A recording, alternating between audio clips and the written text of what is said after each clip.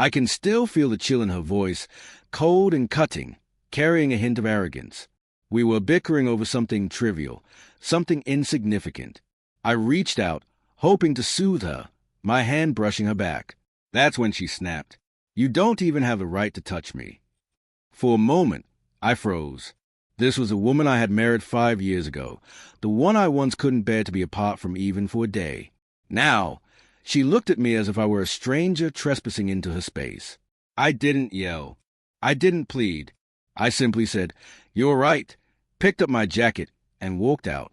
I drove without direction, the night swallowing the hum of the tires. Memories flooded in, the laughter, our first date, the vows we had made. How had it come to this? Somewhere along the way, love had turned bitter, transactional.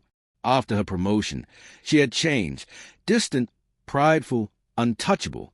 I wasn't her husband anymore. I was merely convenient, like a piece of furniture she used when needed. That sentence, "You don't even have the right," cut deeper than anything else. It revealed a truth I had been ignoring. I had already lost her long before she admitted it. That night, I didn't go home. I checked into a hotel, silenced my phone, and sank into quiet. No anger, no tears, just an empty, calm clarity. For the first time in years, I didn't feel trapped. I reflected on all I had endured, her coldness, her mockery, the constant reminders that she could do better. I used to believe patience was love. But patience without respect is nothing but slow self-destruction. Staring at the ceiling, I made a quiet, resolute decision. I wouldn't fight for someone who no longer saw me as deserving a touch. Morning brought sunlight and clarity. 16 missed calls, 5 texts from her. "Where are you? We need to talk. Please come home." It was almost laughable. The same woman who had said I had no right to touch her suddenly wanted a conversation. I ignored it, letting her sit in the silence she had created. Let her wonder about my whereabouts, my company, whether I was returning. Sometimes the strongest response is simply none. By afternoon, she appeared at my office, disheveled, pale from sleepless nights. "We need to talk," she whispered. I looked at her, the same woman who had once made me feel small, and all I saw was regret. "Why now?" I asked. "Last night, you said I didn't even have the right to touch you. What changed?" Her lip trembled. "I didn't mean it," she murmured. "I was angry." I nodded slowly. Anger doesn't invent words. It exposes them. Tears filled her eyes, but I didn't flinch. We sat in silence for what felt like hours. Then she whispered, "I miss us. I don't want to lose you."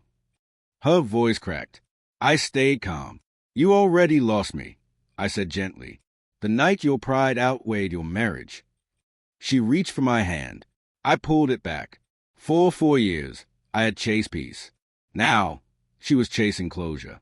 The roles had reversed, and neither of us missed the irony. For the first time, she understood what it felt like to be unheard. That evening, she came home to an empty closet. I had packed my things earlier, leaving only my ring on the dresser beside a framed photo of our wedding, her smiling genuinely years before distance crept in. No note, no explanations. Sometimes, silence speaks louder than words. I turned off my phone again that night, imagining her crying, calling, pleading. But my choice was made, and it was final. Over the following days, she tried everything. Texts, voicemails, showing up at my parents' house. "We can fix this," she begged. "Please come home." But there's a kind of peace that follows long periods of breaking. Once you find it, chaos loses its pull.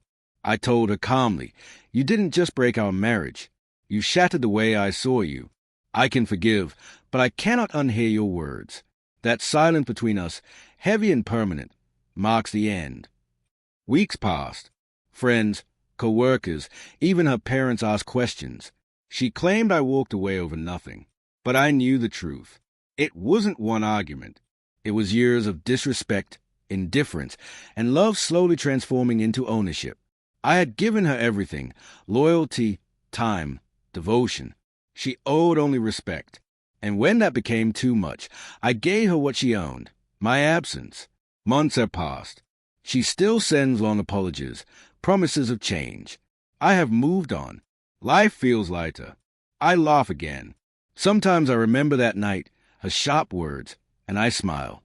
That was the night I reclaimed my worth. She told me I had no right to touch her back. Perhaps she was right. The only thing I was meant to touch after that night was the door handle on my way out. And that's exactly what I did.